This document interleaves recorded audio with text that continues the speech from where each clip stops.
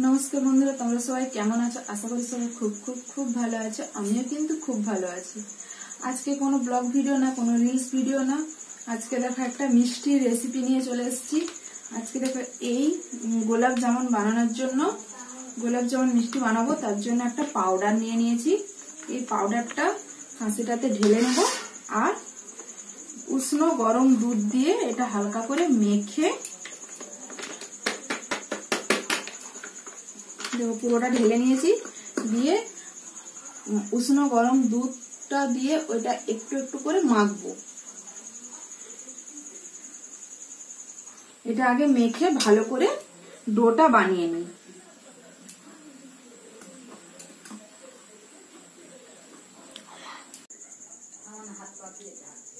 দেখো পুরোটা দুধ দিয়ে মাখিয়ে একটা ডো বানিয়ে নিয়েছি। এবার ছোট্ট ছোট্ট মিষ্টির আকারে ভালো করে এটা পাকিয়ে নেব। দেখো এইভাবে মিষ্টির আকারে বানিয়ে নিয়েছি। এখন এইটা আছে ডো করতে, এখন এইগুলো এতগুলো হয়েছে।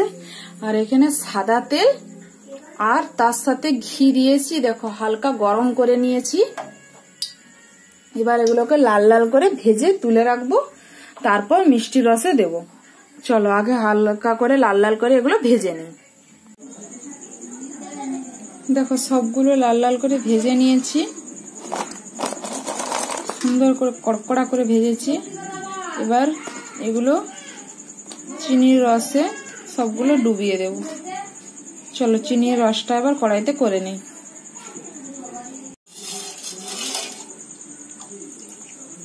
দেখো মিষ্টির রসটা বানিয়ে নিয়েছি। এবার এতে এই ভাজা মিষ্টিগুলো একটা একটা করে দিয়ে দেব।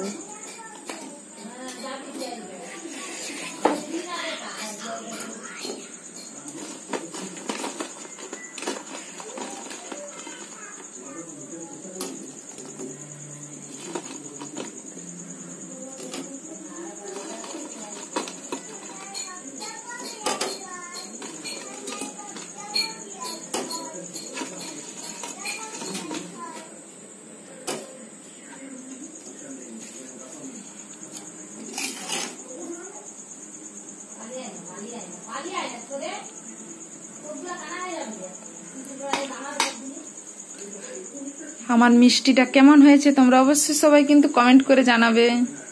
বাই।